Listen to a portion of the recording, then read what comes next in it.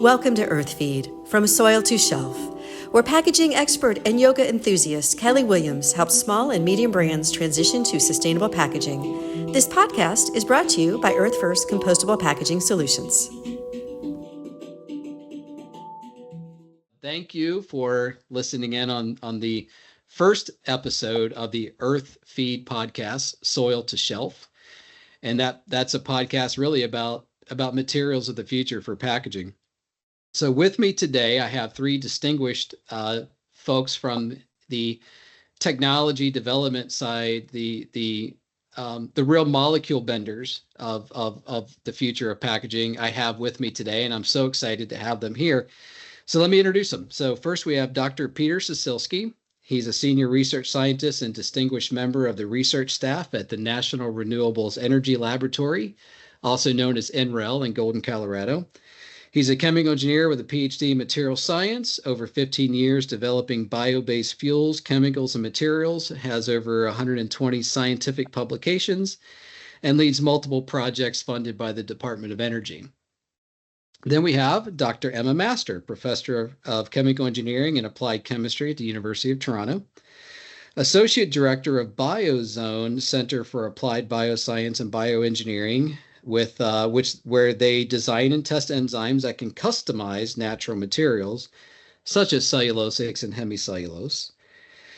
Since 2011, she has had a research team at the Aalto University in Finland, where I think you are today, and to scale up and de-risk promising biotechnologies. And then also co-founded Yzymes in 2021 to accelerate technology translation and benefits to diversified biorefineries. And we may tap into that topic a little bit as well. And then we have Dr. Jake Miller, research scientist also at NREL, chemical engineer with over 10 years developing bio-based fuels, chemicals, and materials, more than 10 scientific publications, and currently leads and contributes to multiple projects funded by the Department of Energy. So welcome. Thank you for joining me. So what I want to really get from you to share with our audience is just how real we actually are to taking natural materials and valorizing them to do the things that fossil-based extractions, catalytic conversions, thermomechanical manipulations, polymerization, all the things that we're doing today, we can actually do those things from natural materials. We just have to unlock it. So I'm going to start this conversation off with something that Peter said to me when I first met him. Peter, going back probably 6-7 years, you said to me that after many years of researching how to take nature and break it down to make fuels, that there's a general understanding that you'll never fully recover the value of that intact polymer that was created by nature's preferred monomer, which is CO2, not ethylene, not propylene, not 1,4-butanediol, but CO2. I arrived at that conclusion basically looking at all the different products you can make from biomass, and then also looking at all the different products that nature makes, and that, as you mentioned, how, our society has been really advancing our own polymerization technologies. But biology is still king of polymerization. I mean, absolutely king. Mass producing polymers all the time. And I mean, we're probably sitting on wooden desks right now, so that's a biopolymer. You, me, Emma, Jake, we're all made of biopolymers. This plant behind me is biopolymer, and we have really different properties. And so a lot of the features of performance characteristics that we're looking for in these synthetic polymers, biology already offers them in some way. And the trick is understanding, the slight modifications, maybe that Emma will talk about. We can still rely on some chemical catalysis. Maybe Jake will touch on that to modify these things to give us the performance characteristics that we're after. And we really, you've used this term before. Nature does offer you a menu already of things that it's making. Mm-hmm. And we can rely on modern biotechnology and catalysis to tune the menu, season the menu, if you will, to our own our own taste. So, yeah, start with that. Oh, that's really good. I like that one, seasoned. the molecule. That's wonderful. Yeah, I feel similarly. You know, there's a lot of interest in throwing AI at material science, right? And thinking about how to design a material for certain performance attributes or for, you know, multi-purpose use. And then you remember the plant biopolymer, the plant fiber, which has evolved over hundreds of millions of years with parallel processing. You know, like there's a lot of innate value there. And the fact that we use it today for lumber and paper and make pellets for burning, you know, that's just reflecting our lack of imagination, not the lack of functionality that's really right in front of our faces. Yeah, that's a really good point, Emma. I think to add what you guys have said, I think the first thought I have is, you know, I like the way that you described the situation that we're in right now as a quagmire, Kelly, because the first thing I thought of is that, you know, if we think about quagmire being a swamp, there is an incredible amount of bioresources that are available in a swamp. You just have to figure out how to use them. I mean, there's, in terms of the diversity of microbial life that's there, and the types of molecules, and most of which are polymers that they're building, there's a ton. The one thing that I think I can add here is that, you know, Emma was kind of talking about plants as in, you know, these organisms, but I'm sure the plant that you're more familiar with, Kelly, are chemical plants that we use to manufacture our synthetic polymers. And I was actually just having a conversation with a colleague of mine at NREL earlier, Andy Young, where we were talking about how the need to change the feedstock for so many of the valuable materials that we use for our continuing existence and standards of life as humanity may necessitate us rethinking how we deal with chemical plants and making them a lot smaller to deal with localized resources. And the reason for that is it's very easy to put crude oil, not easy, but it's, you know, well established, put crude oil on a ship or in a pipeline and move it thousands and thousands of miles. But it's very much more difficult to do the same thing with tree bark, with corn stover, those kinds of things. And because of that, I think we can start to really, there's a lot of space for us in the R&D community to reimagine how conversion facilities look, the types of unit operations and processes that they use, and the scales that they operate at. I'm really glad you said that, because I feel like we need to start when people say, but is it scalable? Let's pause that question, because I don't think we understand the word anymore. Scale doesn't mean a single plant that does 800 tons a day. Scale means deployability. How do I make 50 of them in all the right places to valorize these natural intact materials to then manipulate them to do all of these things we need? So I agree with you, because if you think about the history of packaging, and again, this is a packaging oriented, but for me, it's about the materials. It's the science of the materials. Packaging is just an undeniable important place for those materials, because again, you can't support 8 billion people without packaged consumer goods. We can't even design packaging that stays in one piece when we open it, let alone manage the litter for which it causes. But if you know, fast forward to where that is now, and like, how do we get here? How do we get to this enormous mountain of plastics waste? It's actually not too hard. It's so easy to, so people will say, you know, experience in an area is important, but if you're a professional business development person, you don't need to know the market you're doing business development in. You can learn it. It's hard to argue that, but I'm telling you, if you're trying to predict the future and you're doing it from the current state, your projection is inaccurate, because you have to involve the right historical components of information. You have to build history to project forward. That improves your extrapolation accuracy. We're not adding that. So let's look at the history of packaging. PVDC coated cellophane and glassine coated paper allowed the general store to become a grocery store. That was packaging. So we discovered polyethylene through free radical polymerization back again when people just explored stuff and tried stuff. And we're like, well, what's it good for? wire and cable. We needed it for World War II. So polyethylene had like a very clear fit, but we made ethylene from oil. So when you crack oil to make ethylene, you make a shitload of propylene. What do you do with propylene? There's a lot of derivatives for propylene, but there was so much of it. Well, we can make polypropylene. You can't blow polypropylene, but you can sheet it and stretch it really fast, really pristinely. So now we have this material that we can make really thin, super clear, very fast. What's it good for? No oxygen barrier at all, but it has moisture barrier. So I can make things that are sensitive to moisture perform.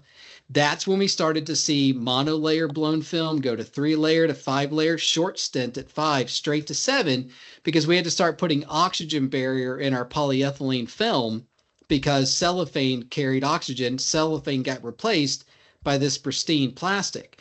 So what that allowed us to do globally is build these enormously large supply lines. So I could take printed packaging in Germany, send it to San Diego to put frozen seafood in it, and I can sell that frozen seafood in Southeast Asia, Canada, US, or back in Germany, and it all works. I don't think that's not decarbonization. That is a carbon dilemma. And it's a supply chain that's fatigued and vulnerable, and it's only another pandemic, climate event, socioeconomic. Those supply lines will continue. The only way to fix it is to bring it to the source and start to build these materials. And so I agree with you completely. And then it becomes a little bit more plausible as to how you use enzymatic modification. How do you actually now use, and I want your thoughts on this too, Peter, on nanocellulose, because now nanocellulose, which is 97% water because it's nanocellulose, you got to keep water in there. It slaps together and you can't get it apart. But you can't ship 97% water all over the place, but you can make it locally and convert it locally into a new pellet that is not paper nor plastic. It's a pellet that does what it's supposed to do, and it's both recyclable and biodegradable. Yeah, so there's a lot of points I want to touch on, Kelly, but I think I'll hit on the first one. So, and it's circling back to this degree of deconstruction. So, but what nature gives you in biomass is really a lot of stored solar energy and sequestered CO2. And every time you break those bonds, polymeric bonds, you're forfeiting a little bit of that energy. And oftentimes you're forfeiting a little bit of that carbon as well. So really the home run is, can you use intact biopolymers in their native form to for the applications that you need? It's hard. If it was easy, we'd be doing it all over the place. So you can just cellulose. If you can extract cellulose, which we can easily now, you can go a long way with that, right? Paper is a fantastic product.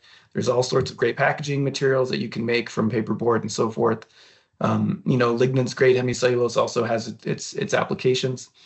But, in some cases, we actually need drop-in replacements, or, functional replacements or drop-in replacements. And a lot of times in the current state, that requires that we really depolymerize everything back down to monomers, monomeric sugars, lignin monomers and so forth, and then build them back up. And that's inherently less energy efficient than just using, the best thing you can make out of a piece of wood is a baseball bat, right? Everything's intact, right? You don't even do any chemical modification. You use the polymers just as they're in. But if we need, certain specialty barrier films, for example, that are hard to access from, native biopolymers in their, in their native state, we've got to break them down and build them back up the way that we're used to. That's a lot of that's just to handle our own infrastructure.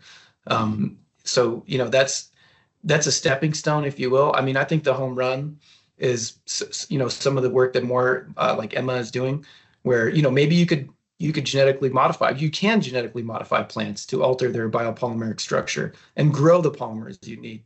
But that's kind of the limit of our biotechnology at this point. There's other intermediate steps that Emma's closer to, where you have a biopolymer and you need to add some functional groups or remove some functional groups. You can design an enzyme to do that. So maybe that's where I should pass it to Emma and let her, let her Yeah, the expert talk. I agree with you, Peter, that there's been a lot learned through the deconstruct, reconstruct paradigm, and about how enzymes work on these renewable materials and how to make them and make them cheaper. But you're right, and I think about it as sort of domesticating the biomass. So you've got one of the challenges to using renewable biomass and materials is the complexity. That's something that we know we need to handle. And so the sorts of enzymes, the sorts of biological modifications we do is really to take this complex, heterogeneous material and domesticate it, but domesticate it post-harvest, because we realize, some of the concerns, depending on where you are with regulatory considerations around the world, that some of the GMO plants might be questionable. But anyhow, there's also a lot we can do post-harvest using biocatalysts to add, and as you say, selectively remove functional groups to achieve the performance properties that we're looking for from these intact polymers that nature is making. And some of the advantages that we see with that approach in parallel with the deconstruction and fermentation and rebuilding the polymer with that paradigm is the enzyme, the loading of the catalyst we need to use. So the biological catalyst, of course, is the enzyme. Just want to make sure that that's clear for the audience. The loading of that enzyme is typically much less than what would be required to fully deconstruct that biomass into fermentable sugars. And so there's a cost benefit to that too. So we think about, lowering, or think about the economic feasibility through lowering the enzyme loading, keeping it simple, and focusing on tailoring, on domesticating these complex starting materials into ones that then have reproducible performance. And we can show it. We can demonstrate this approach can work nicely. And I'll go on too long with too many examples, but we can get back there later in the conversation.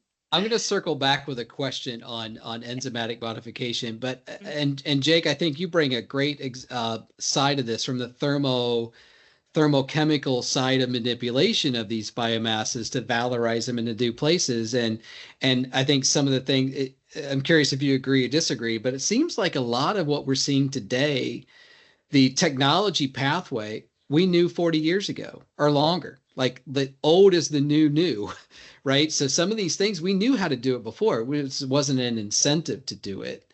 Like turning off pathways to maximize the efficiency of a certain yield that you're looking for. So I'm curious to your thoughts on that side. Oh yeah, I couldn't agree more. I will give a little plug for a funding application that actually myself, Peter, and Kelly were on. Unfortunately, we didn't get the funding. Funding doesn't always go through, and that's okay. But the concept is kind of what you're saying, Kelly, is where you can take sugars. So of course, when we're talking about sugars, that's a single monomer unit of cellulose, which is what we were talking about before, and we can process them microbially to make a molecule called lactic acid. And lactic acid is kind of seen everywhere. It's in a lot of food products.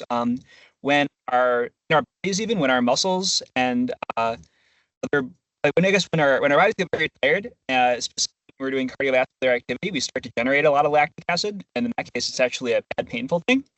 But it's very well established how to take microbes and have them eat sugar and poop out lactic acid. And they can do this in a very efficient way. They can turn 100% of the carbon in the sugar into lactic acid. And it just so turns out that lactic acid is 3 atoms away from acrylic acid, which is, of course, the base material, the base monomer for any acrylate polymer that you could make. And of course, this is extremely relevant for packaging. So what we were trying to do is partner with a company that already has an established process to take sugars and turn them into lactic acid, and then engineer basically, I'm going to say the word thermochemical. So what I mean by that is non-biological pathway to take your lactic acid and transform it into acrylic acid. And once again, Kelly, as you were saying, this idea has been around for 40 years because it's very easy to look at this molecule and go, oh, well, if we take out this molecule of water, it's acrylic acid. And there are plenty of other folks in industry working on this. And I'm very confident that this type of a route will become commercially relevant sooner rather than later. I'm glad you mentioned lactic acid because, lactic acid is a combination of all of these things, right? It is a fermented molecule. It is a nature-derived fermentation product that we can use to make polylactic acid. We can use it to make acrylic acid. And from acrylic acid, a lot of your adhesives, a lot of your coatings are acrylic chemistry. So there's a lot in packaging that little really important circularity of lactic acid in nature and in our human body. Lactic acid has a lot of really cool little loops in it. And we just tap into that loop and we keep turning it back in the loop. Lactic acid becomes more sustainable because you can have its multiple ways in which you can use it. Now I'm coming to you, Emma, and I say, okay, I get it. Now I want to take a cellulosic chain and put a specific type of functionality on it. Can you design that enzyme for me? How do you make that for me? Mm-hmm. Not with pretty easily.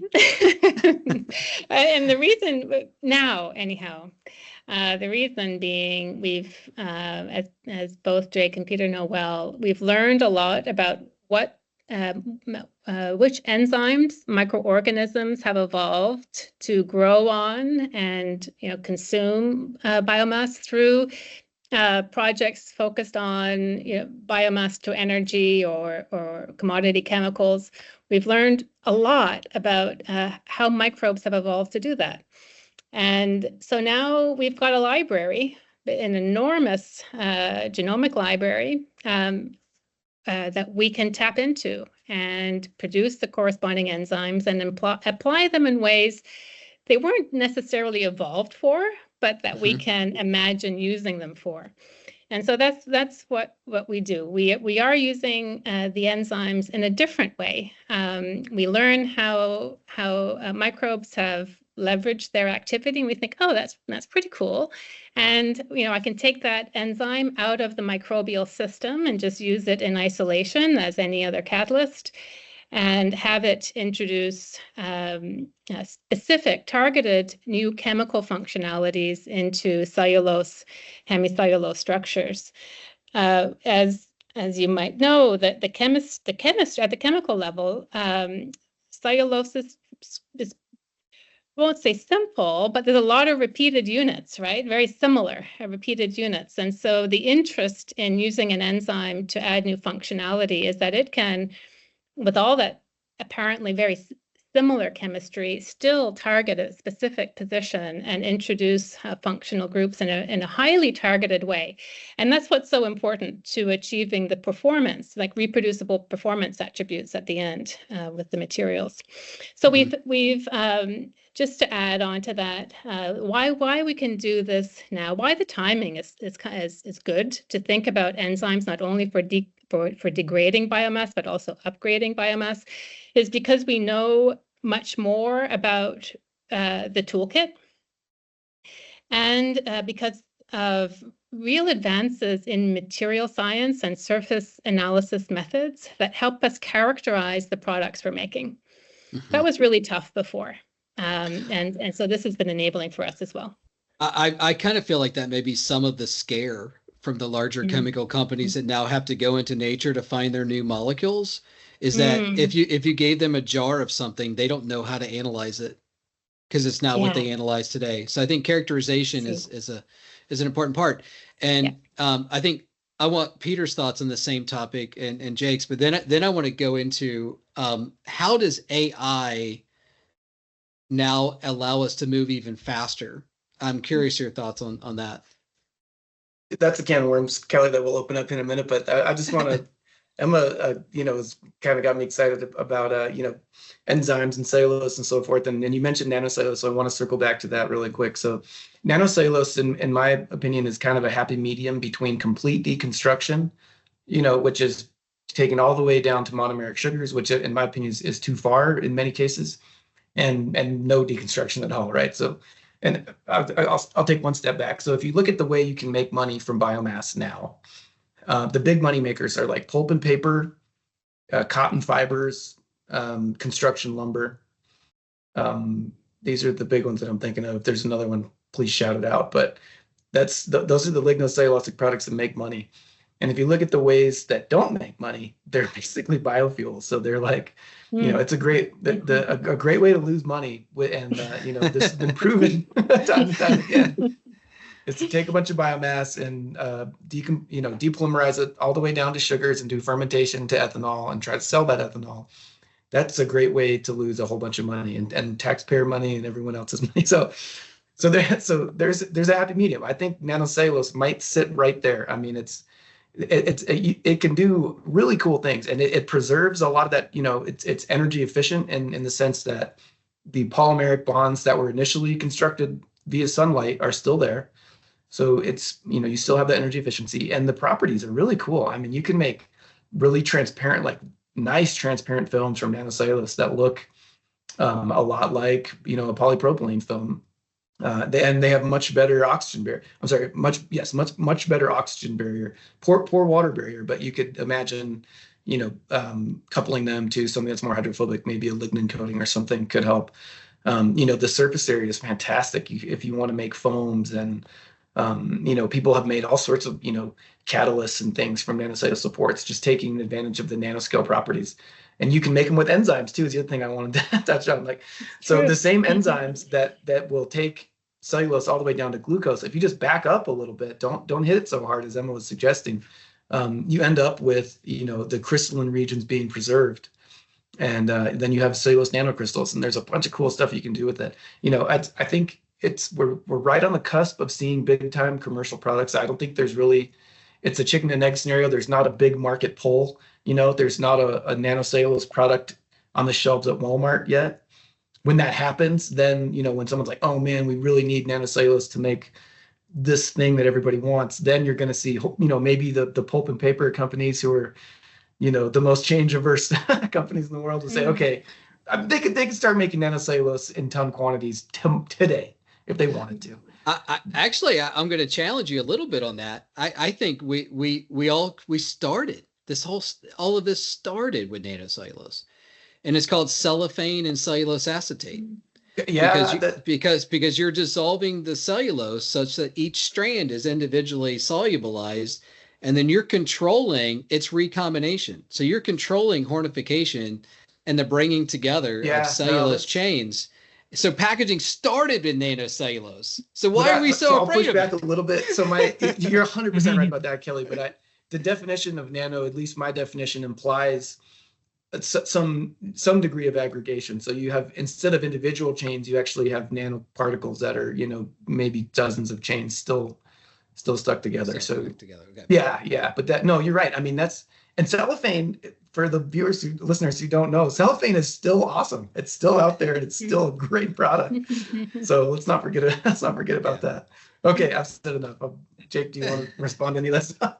Yeah. No, this is a great discussion. I think I'll add one thing, and I think it kind of goes off of what you and Kelly were just talking about, Peter, where you're saying the distinction between different types of nanocellulose, breaking these things down, the difficulty of that. Something you said earlier, Kelly, where you said the thing that a lot of companies are scared of right now is that they don't know how to deal with biomass. And they have a point. I mean, so Peter said earlier, the best thing, as a baseball fan, I very much agree with it. The best thing you can do with a piece of wood is make a baseball bat. And part of the reason why that's so efficient is because you don't have to break your wood into its constituent monomers and molecules.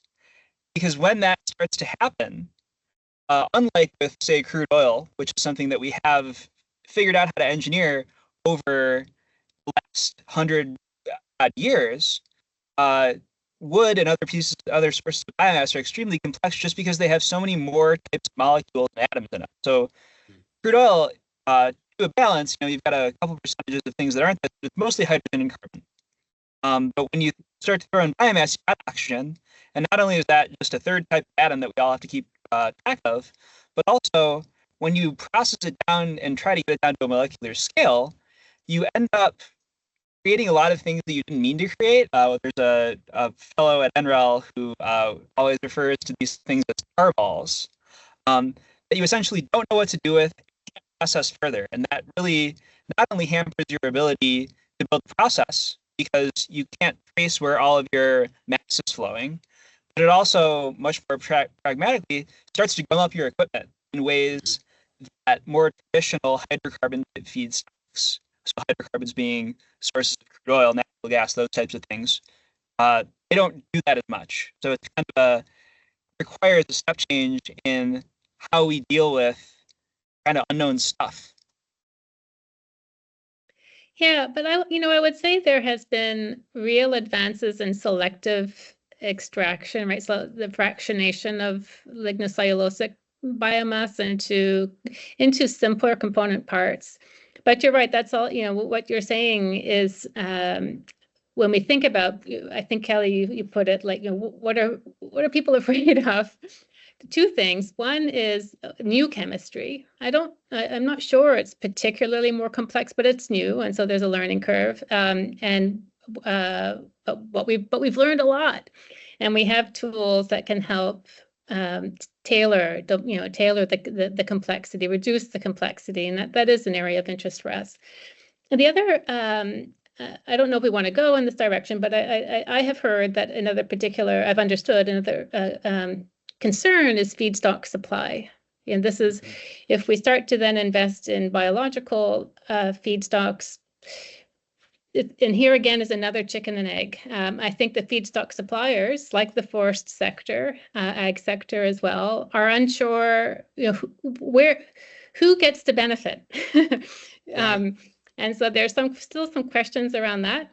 But I would say that at least thinking about the forest sector in Canada, and I'm sitting here in Nordic Europe, there's some commonality here too. There's an interest to diversify because the traditional products just the markets aren't there. So there is feedstock in waiting.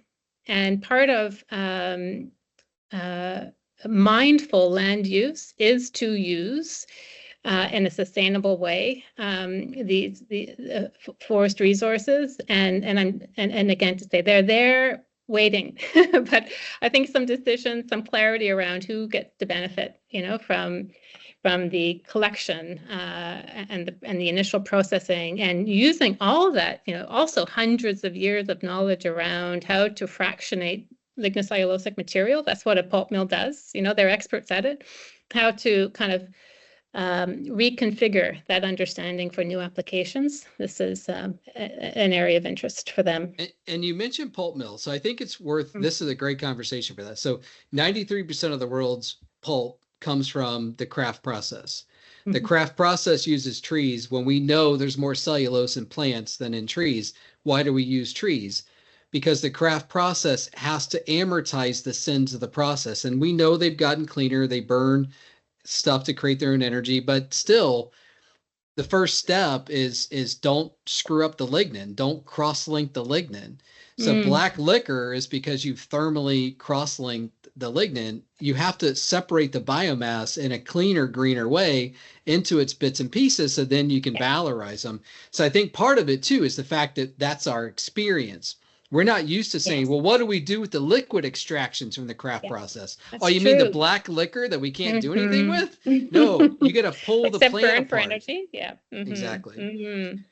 And I feel like there's going to take time before these large global chemical companies start realizing to start recruiting, biochemical engineers and biology majors out of school, not chemistry majors and chemical engineers. So that's going to take some time. So how do we help them? In the interim, I think a big part of that is realizing that you got to redefine scale first. Start small. I'm going to give you a quick little example. So recently I met with Montgomery County, Ohio, which is where Dayton, Ohio is. And I went there because there's a compost facility there that was part of a recent study. And it started with that county realizing that they have 180,000 family food shortage, and they want to protect those 180,000 families. So it started with a food bank, making sure that grocery store produce doesn't get wasted.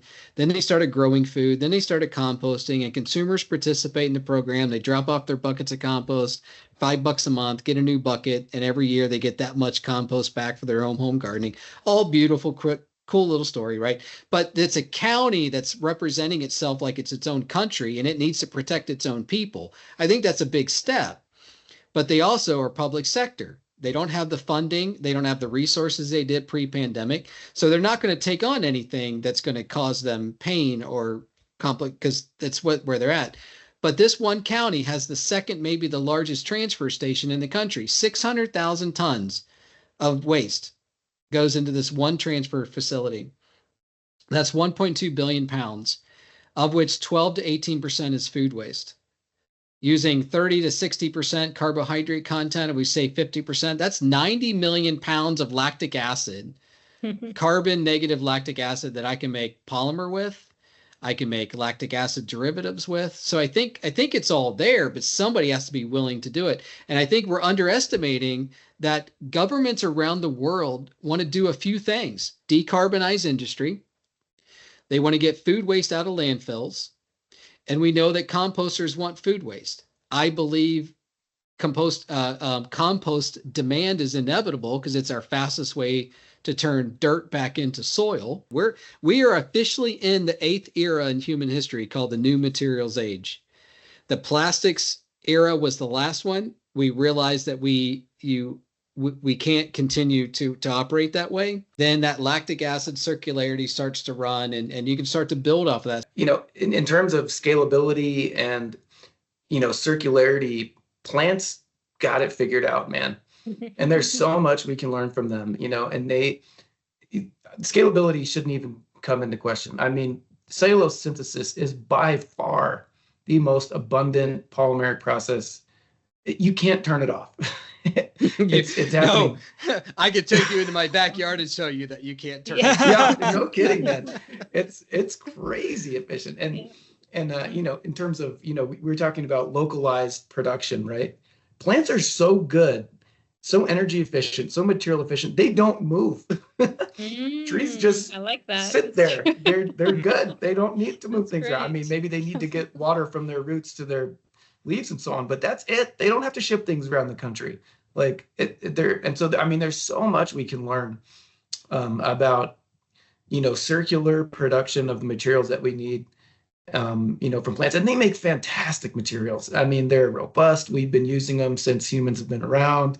We're still using them. They still outperform a lot of the polymers and stuff that we can make. So I really think I really like the metaphor I get, or maybe it's just a fact that we are moving into a new materials age, and hopefully it's bio-based materials.